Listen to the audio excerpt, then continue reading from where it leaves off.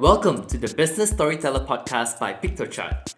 This is a series of conversations with inspiring leaders and entrepreneurs to share their knowledge and experience in storytelling for their business. If you're curious to learn how the art of storytelling can make an impact on your business and brands, the Business Storyteller Podcast is for you.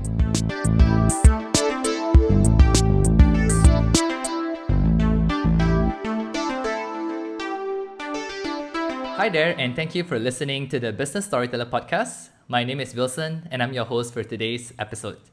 In today's episode, we are taking a journey to explore how to build your personal brand through authentic storytelling. I'm sure to be joined by an expert and thought leader in this area, and we'll be picking his brains on this topic. Today is my privilege to be speaking with Aazar Ali, who is currently the head of growth at Vitals. Aazar is an expert in growth marketing and was the former head of growth at Userpilot. Prior to that, he has successfully founded 2 startups. Aazar is also a field sales guy turned marketer in the last 10 years, and he is a specialist at SaaS companies with an ARR of up to 7 million. Additionally, he's also the host of his podcast known as Growth Marketing Stories. And today, Aazar will be sharing his experience and insights with us. Hi Aazar, welcome to the Business Storyteller Podcast, and I'm so excited to have you here with us today. How are you doing? I'm great, same here. Really excited to talk to you about my podcast stories and also like growth marketing in general. Well, I've introduced you a fair bit, but I'm sure our listeners would love to know you better. So maybe you can just introduce yourself further and tell us how you got into growth marketing and also how did you land your current role at Vitals? I actually wanted to do a master thesis after my graduation, and I knew there was something about online marketing. And I said, okay, there's something online marketing, everybody's doing it. I was actually a field sales guy, so I did not know online marketing that well. And then I stumbled on some word growth hacking in my master times, and then it was coined by Sean Ellis and Hiten Shah. And so I read the book and said, oh, the growth hacking is great. I'll do a master thesis on it.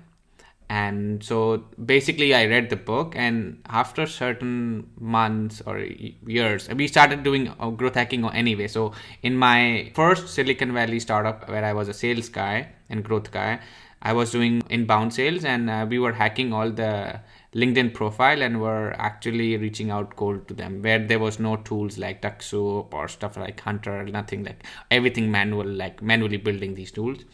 And so we did that, growth hacking, before having those tools. And I used to love it. And then at a certain point, I started hating it. Growth hacking is like a very obtrusive way actually to reach out to somebody. And that's why I started my podcast on growth marketing.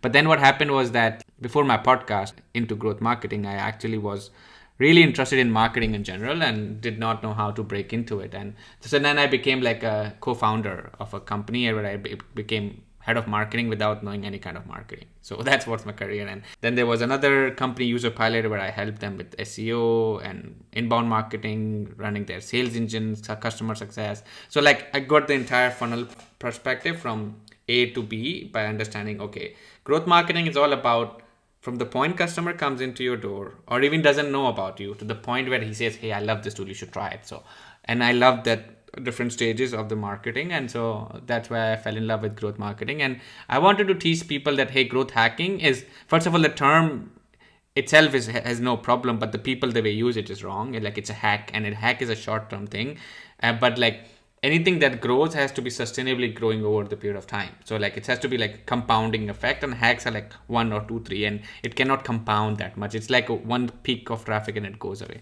So I wanted to teach people, hey, focus on sustainable growth marketing strategies and tactics and mindset and framework, because if you have these tools, you can go ahead and actually become a better marketeer than following these hacks, which will actually die in 2 years.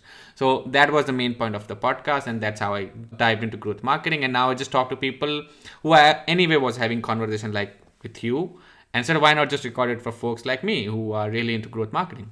That's how it happened. Nice. Wow. Seems like you have a wealth of experience, like going all the way from startups and then being a part of a head of growth at Userpilot and now at Vitals. So yeah, I'm really excited to learn from you and to get our conversation going as well. And today we are going to be speaking about personal branding and authentic storytelling. From your perspective, especially as a growth marketer, you've just given us so much golden nuggets a while ago. Why do you think like personal branding is so important at the present moment? Yeah, so it's a good question. I think now there's a point where we are in the phase of creator economy, And in the creator economy, everybody is an individual who has a personal brand, voice, name, a specific IP of that person. And every person has a voice, what they want to talk about it. Like everybody can write a tweet. It's basically everybody's a one person media company if they want to become that person. And I think companies are not utilizing it that much. So that's the reason why I think personal branding is too important, because you stand for something, you've learned something, you know something, and you are passionate about something. And if you just do it, the companies can utilize that and you can utilize that. The other reason why I think personal branding is really important is because you keep changing the companies, but you stay you. And people should know you. People should know your stories. People should know what you stand for. And people should know what have you done, because everything was hidden. Like pre 2015, 18, everything was hidden. Everybody was like, okay, I do a job. I get out of my job at 5 p.m. I close my door. That's it. But now everybody is a media company. Like the power of code is so much, the power of media is so much that everybody is and can become that personal brand. And so everybody should become a personal brand, so that it's easy to get hired. It's easy to get side income, side hustles. It's easy to be admired from other folks who are in the same industry. And basically, you actually create content that can help other people to be like you or to be better than you, right? So it's a chain. We are in a vicious circle of learning from people and then teaching it to people. And so that's why personal branding is really important. Let me tell you one story why I started doing personal branding. So there's this guy called Justin Jackson. And Justin Jackson is a co-founder of Transistor.fm. It's one of the podcast hosting software. Justin Jackson was a product manager in 2010, was working for a SaaS company, and he started this community called Mega Marker. It was marketing for developers kind of thing. And he started in 2010. So he has like this paid community where people come and listen, like share their insights and stay for the community and stuff like that. And so that Mega Marker was making money for him on the side. That company started in 2008. And 2014, the company he was working for shut down. And this guy already had 3 different side hustles through which he was making money. So he did not have to stay as a product manager. And then he wanted to start as a co-founder of Transistor.fm. He's 40 plus year old. He has 4 kids. And he wanted to start a company. He always wanted to start a company. He never started his own company. He had this wish. And the reason why he was able to pull through this whole thing, because although he wanted a lot of money to sustain his family, was through his personal brand and through his side hustles. If those things were not there, he wouldn't be the founder of Transistor. He wouldn't be making more than, I don't know, 7 figures in revenue, just 3 or 4 employees, and he would not be able to achieve his dreams. And so this personal branding, this gives you leverage, and the leverage to do whatever you want. And I think that's the reason why you should start doing personal branding now. I appreciate the fact that you mentioned about pre-2015, and we've seen the shift in also like personal branding and people becoming more thought leaders in this time and age. So really good point that you brought up over there. Now that was kind of like the present, and also we talked a bit about the past before this, but maybe let's talk a bit about the future as well, because I'm curious to hear from you, how do you see personal branding affecting both brands and individuals in the longer term? I personally think that brands will become multiple personal brands. So one brand will have multiple personal brands, and each personal brand will be doing their own thing at the same time, but also helping the company to leverage it. So a good example is Pep Laya from CXL. So he's the voice, he's the mindset, he's like talking about a lot of mind-shifting marketing ideas. He started CXL. Now with CXL, he has started 4 other projects. One is Spiro, the other one is called Winter, and the 4th one is that I am actually like a kind of investor in called Adept. So he's building these projects and he's leveraging the same audience for his projects. And so Peplai is a founder. So right now there's founder-led branding is happening, but I think everybody can actually help. It's like, you go to a football team. There's a club which is called Manchester United, and then there is like Paul Pogba, who is a personal brand as well. And I personally think that when you bring somebody to your team as a marketing team, you should treat them like a football player who's coming to your team, because they are like such stars. So this is how Paul Pogba is helping Manchester United by selling more t-shirts and merchandises, and Manchester United getting more ticket sales because of Paul Pogba, and Paul Pogba is getting more traction because he's now in Manchester United, where he is getting fans where he was never living before, which is England. So it's like exposure and exposure from every side, and it's like win-win for everybody. So that would be the future. That's what I feel like, and everybody will be like an individual creator at their own perspective, but they will still be working for a company. Yeah, I really enjoy your analogy, especially when it comes to football, because I'm a huge United fan. And like you said, it's true because sometimes all of these personalities, they have more followers than even like the club or the brand itself. So definitely they're carrying something for them. I know that recently you did something incredible, which is you grew your Twitter following by over 100% within just 2 months. So that's an amazing feat. And maybe could you share with us some strategies that have helped you to achieve this impressive growth within the span of 2 months? Yeah, that's a really good question because I have not wrote my thoughts about it for Twitter because everybody's doing it on Twitter. But like I'll share a couple of ideas from my side. So first of all, why did I wanted to grow Twitter following? Why suddenly I'm crazy about it? I find Twitter is a place where a lot of intellectuals are hanging out. They want to have this dopamine hit through somebody talking about a topic, and they want to say, oh my god, that's insightful. Like when you go to TikTok, it's like, oh my god, that's a funny video, right? But for Twitter, it's, oh my god, that's insightful. So I think a lot of intellectuals are hanging out on Twitter, or people who want to become an intellectual, more intelligent, more smart. That's why I chose Twitter as my platform. For me, LinkedIn is more like people who want to follow job titles, and for me, Twitter is for people who want to follow thoughts, processes, and ideas. That's why first of all, why Twitter. Then what happened is that I saw couple of people I was following, suddenly they grew from 0 to 200k in followings by having some viral tweets. One of the guy called Shad, very famous now, he recently had a course on power writing, and that course made more than 100k in revenue. Although he was working for Twitch, he has his podcast, he still made like 100k revenue from this whole thing, and he's still doing the second course now, and then he will stop. But the idea is that like Twitter is this machine where you can teach people and they can subscribe to you, follow you as a creator, and whatever you've learned, people can pay you for what you have those golden insights and nuggets to make money out of it. And not just money out of it, but also like to get more people to share your message with more people. So that was the reason why I was eventually trying to build my personal brand to get more people follow me. If more people follow me, then obviously at some point I will have a social leverage, and if I have a social leverage, then I can do whatever I want. So I will own the social capital basically. So that's the main idea. But then the reason why also Twitter was interesting is because it's very hard to grow. It's very, very, very hard to grow, and I wanted to have challenged myself. And I took a course, tried to learn from different people, had people on my podcast, tried to like write down all the tactics and strategies that are working on Twitter, and just applied those things. So one of the things that is working on Twitter is threads.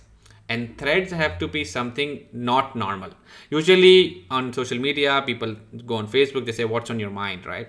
But on Twitter, it's not about what's on your mind, but it's like, what have you learned? What have you thought? What is something that is insightful thing that you've just realized and you want to tell it to the world in a micro blogging way? And what I learned that it has to be counter narrative, counterintuitive. It has to invoke emotions. Okay, the emotion could be wow, it could be lol, it could be oh my god, I didn't know this, it could be like I'm sad, it could be like okay, I agree with this, right? So they're like 6 different emotions, and if you make those posts based on emotions which are counter narrative, counterintuitive, and something insightful that people can bookmark and read later on, then more and more people will share it.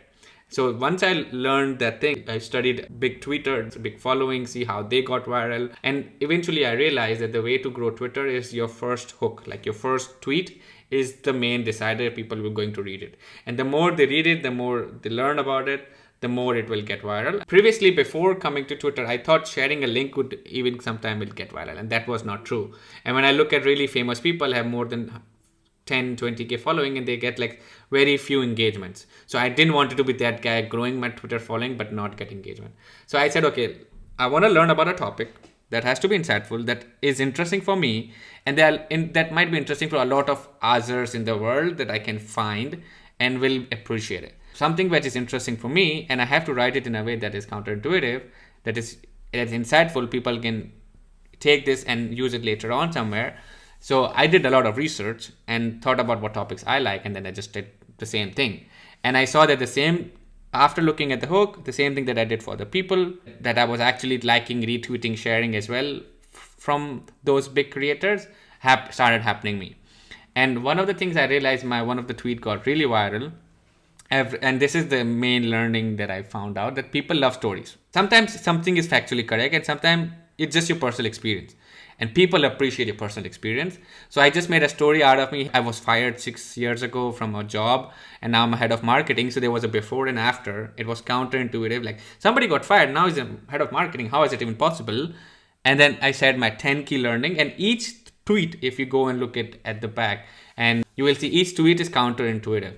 So I'll just give you one example so you can see what I mean. Usually people say that, go work for a big brand. I said, don't go for a big brand, because big brands is everybody goes for it. If you work for a smaller brand and make that brand big enough, then you have a much better leverage. You have a story. So that was one. Second one is from my podcast. It's about experiment, not hacks. Everybody goes for hacks, but nobody goes for experiment. The more experiment you do, the more you find out what's working and what's working, and then the more you know how to leverage that. Most people say if you want to be a T-shaped marketeer, you need to learn coding. I said, don't do coding. Go learn copywriting, because that's more important. Because if you can make people invoke emotions, they can go and become better writers, and they can make people do something. And so you don't have to always learn coding. So all those insights that you can put it in your show notes as well are all about counterintuitive insights that people usually don't think about it. It's always counterintuitive advice that I have personally experienced. And that's why it worked out really well. And now that one tweet got me 1,500 followers, and I doubled my Twitter followers. And so I'm planning to continue to do that thing over the period of time. Wow, thank you for sharing your secret sauce with us now. And I really appreciate your approach as well, where you said that it's really about evoking emotion and being counterintuitive.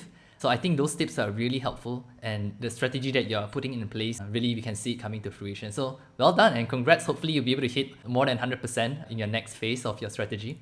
We talk about storytelling, and you mentioned about that as well. And since we are on this podcast and we are focusing on storytelling, now I want to hear from you, how has authentic storytelling, in your case, benefited your own personal brand?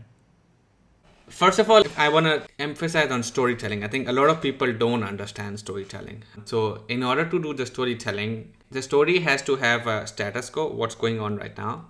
Then the story has to have a problem that person faces.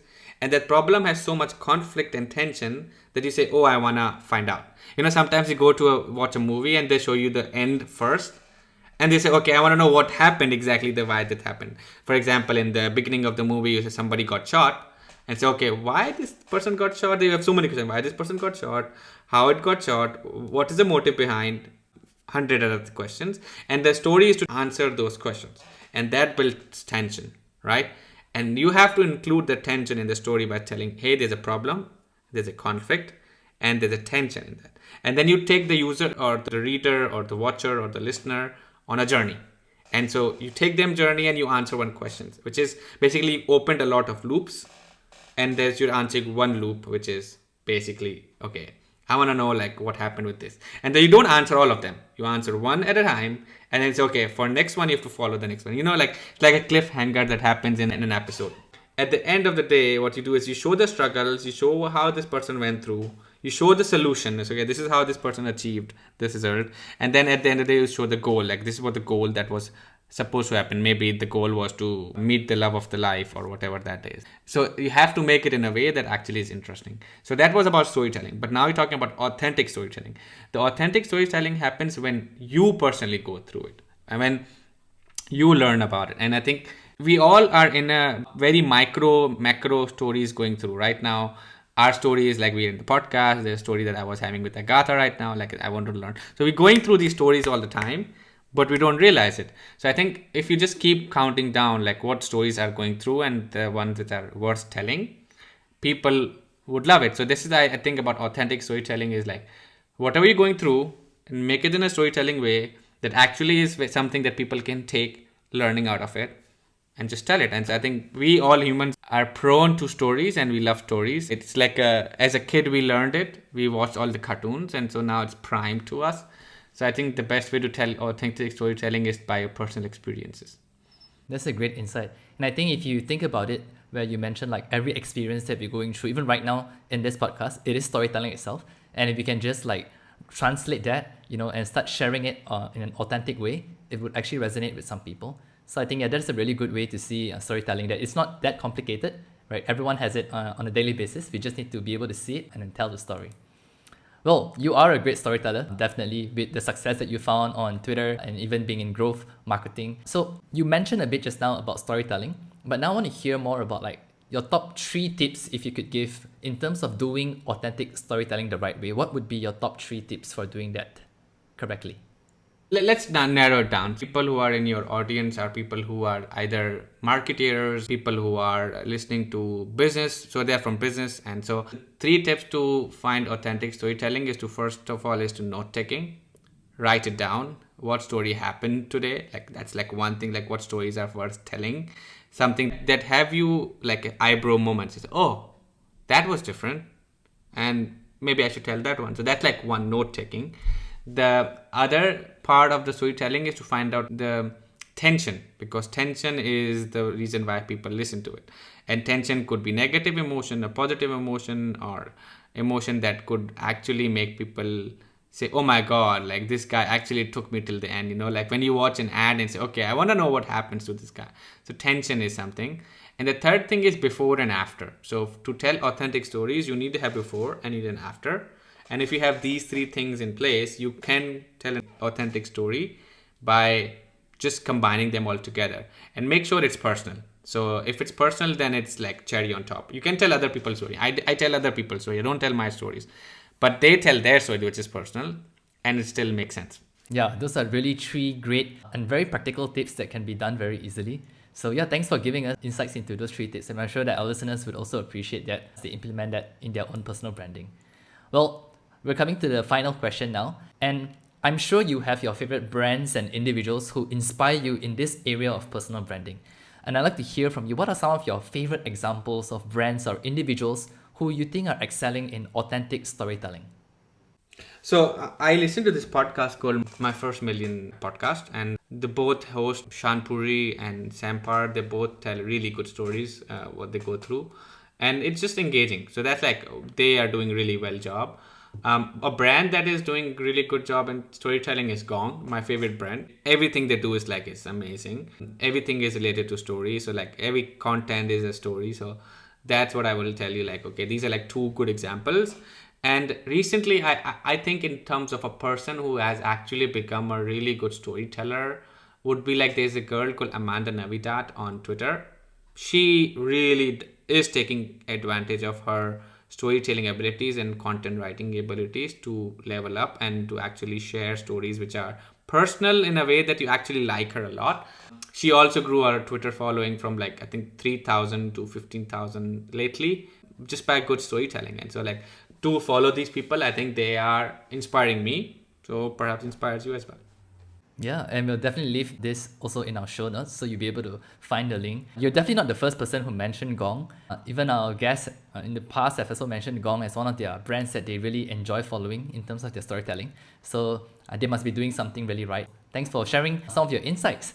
Well, you shared a lot of valuable insights with us today, and I've learned so much about building personal brand, especially through authentic storytelling. So thank you for breaking it down for us in such an easy way that we can right away apply it. So now, before we conclude this episode, I'd love to ask you some fun questions related to storytelling. I think it's a great way for us to wrap up this episode and also for our listeners to learn about what inspires you, right? So my first question for you is this: what is your favorite movie?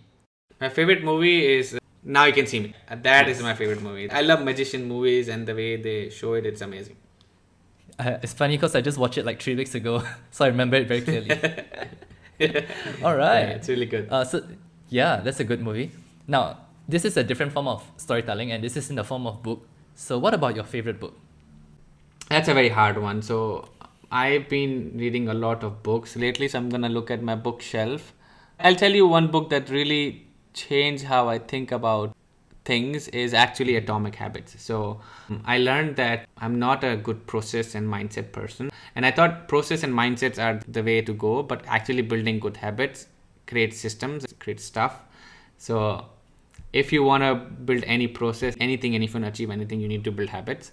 And so Atomic Habits is something that helped me personally a lot, and I try to follow it. I'm on track to following it, and I try to gamify it for me now. So yeah, build better habits. Yeah, that's a great book. I think it won Book of the Year in 2020 or 2019. So definitely one that I'm sure our listeners would enjoy as well. Now, I want to ask you some lightning questions, and it's basically this or that. So I give you two choices, and you just have to choose one in less than 5 seconds. All right. So in terms of story, would you prefer a fiction or a non-fiction? Always a fiction. Fiction. All right. Okay. And in terms of like going somewhere to see something, would it be a theater or a cinema? Oh, theater for sure. I like to see live. Okay. And what about reading or writing? Writing gives me more clarity. Okay. Now, I know this is probably going to be a challenging one for you because you mentioned your love for this, but this is a social media. Would you choose Twitter or LinkedIn? Twitter for sure, any day. Twitter has helped me become a better person, better marketer, better writer. I've bought so many courses on Twitter, so like, it's a very clear answer. Yeah, that's true. All right. And in terms of like streaming platform, would it be Netflix or Disney Plus for you? Oh, I'm only Netflix. I would love to try Disney Plus, but there are like 2 movies that I want to watch, so still Netflix. Still a Netflix fan, and I'm getting to be less Netflix fan because the quality of content is going down. Like this, it started really well, but now it's hard to actually be binge watching anything. So I hope there's a better Netflix coming soon. Yeah. And finally, in terms of movies, would it be Lord of the Rings or Star Wars for you? Lord of the Rings any day. Nice. Well, that was fun. I love your take on these questions, and I trust that our listeners are also enjoying listening to your responses to this. And yeah, definitely do check out Now You Can See Me, one of Aazar's favorite movie, and also the book Atomic Habit, a great book. And before we conclude, Aazar, for our listeners who'd like to be connected with you, how can they reach you? I think they should definitely follow me at Twitter at Aazar Shad, because I'm sharing all the latest things that I learned on Twitter. They can follow my podcast they can find on any app called Growth Marketing Stories. You'll find me there with a pink, light pink, dark pink color, maroon color actually. And I have a newsletter called aazarshad.com/newsletter where you can actually get all the latest frameworks and mindset that I'm learning from the growth marketeers out there. Nice. And yeah, we'll definitely be linking all of those in the show notes. So do be sure to follow him on his Twitter account, also for his newsletter and his podcast series as well. So once again, thank you, Aazar, for coming on this episode of the Business Storyteller Podcast. It's truly a pleasure to be speaking with you. And that's all for today's episode. And until the next one, thank you. Cheers, man.